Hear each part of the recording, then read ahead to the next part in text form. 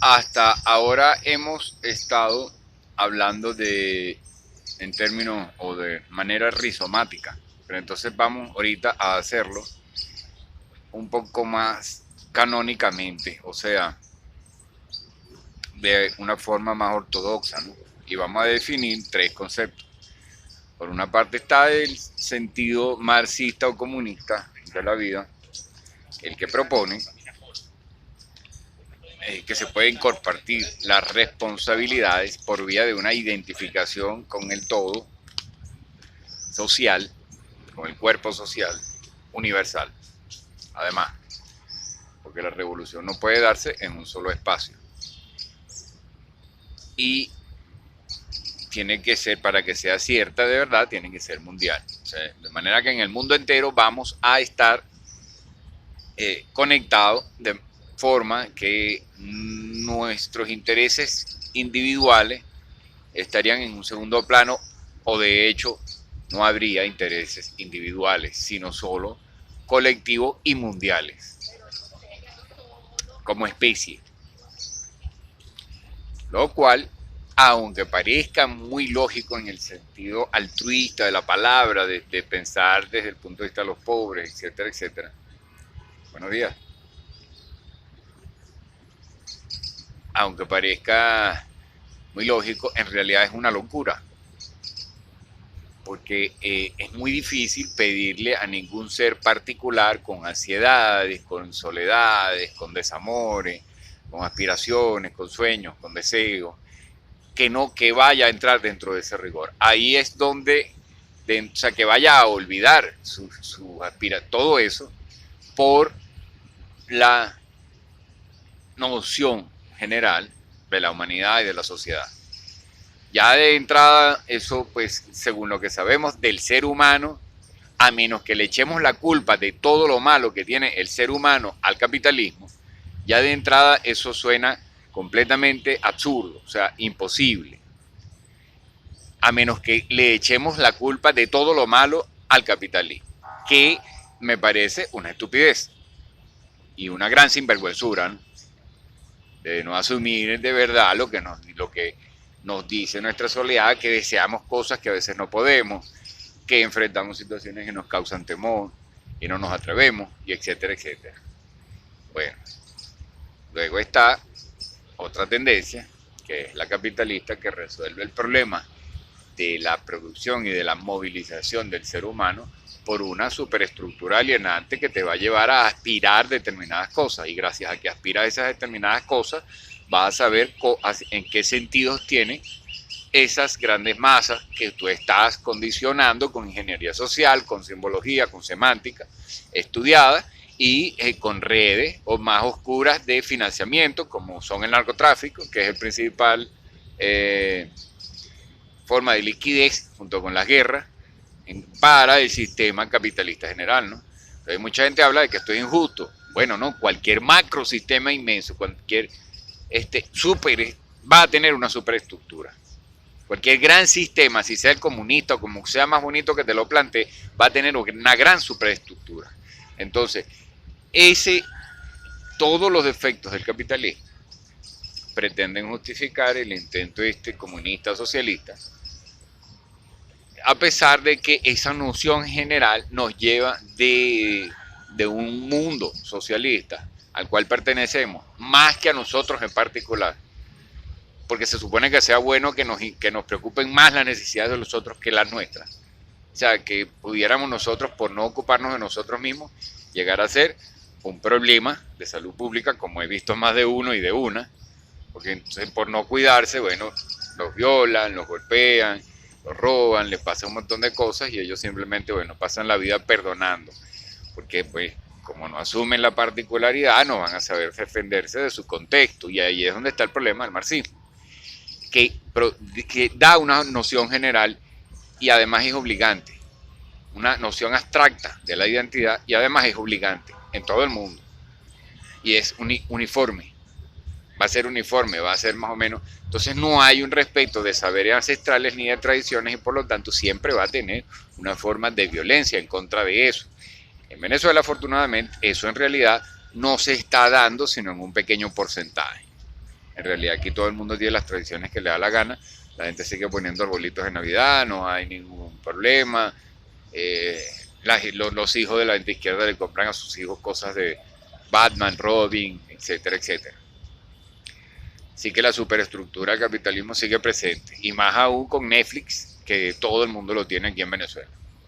O sea que la cultura, que en realidad estamos aprendiendo en nuestras horas de mayor vulnerabilidad psíquica, fines de semana y en las noches, viene siendo pues la cultura del capitalismo que se transmite a través de Netflix en todas sus formas, muy variadas y muchas de ellas con mucho talento. Entonces ahí tenemos capitalismo y comunismo. Hay un tercer concepto que es la contracultura, que es ancestralísima. Cristo era contracultural. Los estoicos eran contraculturales. Zenón de Sitio. San Agustín tendía buscaba eso. San Francisco de Asís. En alguna medida hasta los mismos racionalistas, como Descartes, para que veamos cómo hay una forma estructural que alía muchas escuelas y pensamientos, una estructura de pensamiento y de conducta, que alía muchas escuelas y pensamientos que la filosofía tradicionalmente ortodoxa académica divide. O sea, hay un hilo conductor que atraviesa todo eso. Se empieza a bifurcar en dos sentidos,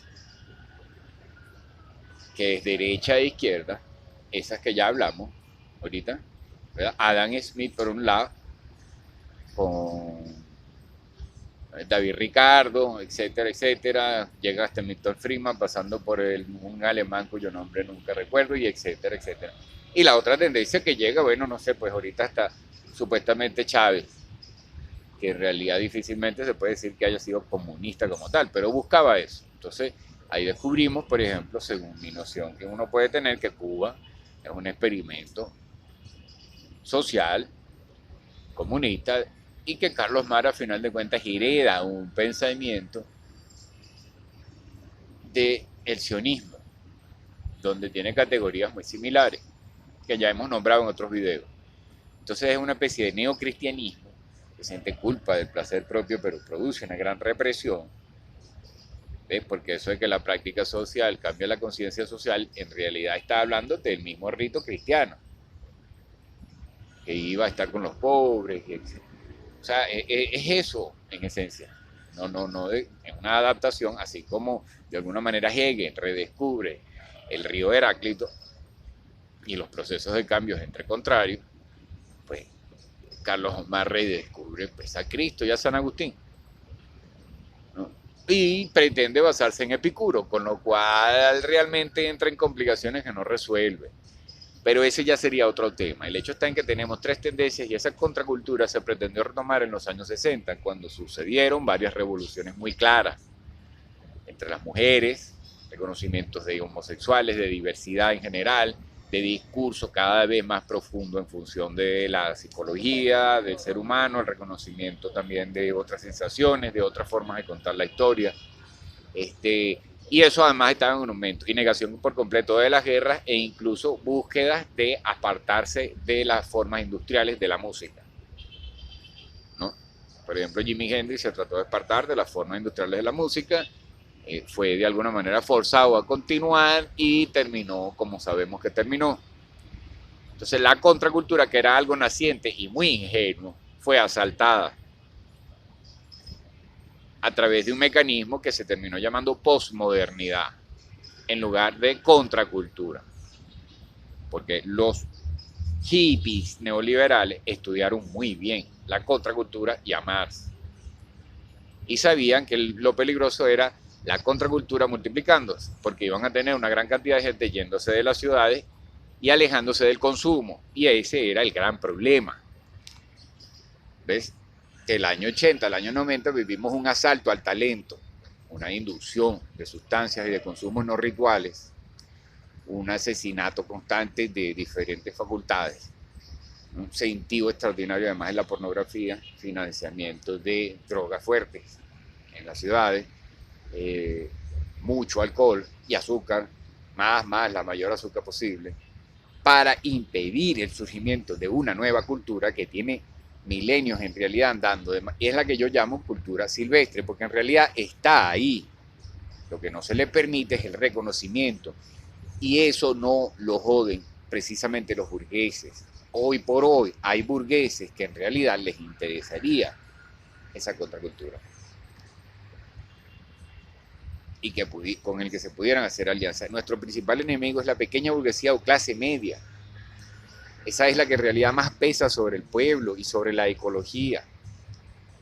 Y es un problema paradójico, no es que yo la odie, es una cosa que lamentablemente es así, es el gran producto del capitalismo, es el plástico, son los carros, es la combustión que va a ser un problema incluso, y ya lo está haciendo, incluso en su versión electrónica.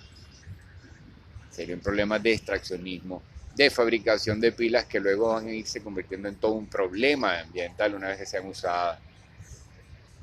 Así que la cosa está lejos de resolverse, pero también está lejos de la gran catástrofe que algunos ven. Simplemente va a permanecer bien compleja mucho más tiempo, sin que ningún capitalismo se acabe, sin esos visos de algunos personajes que dicen ya se va el dictador, o ya se va el capitalismo.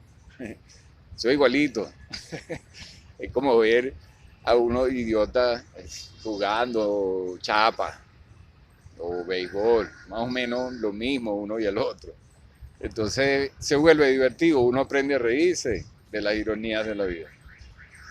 Entonces, bueno, ahí tenemos una triada explicada en una forma más clara, más académica, ya no es una transmitir rizomático y en una hermenéutica de la realidad para las personas que quieren oírlos así tan claramente, ojalá les sirva. Continuaremos en este asunto más adelante.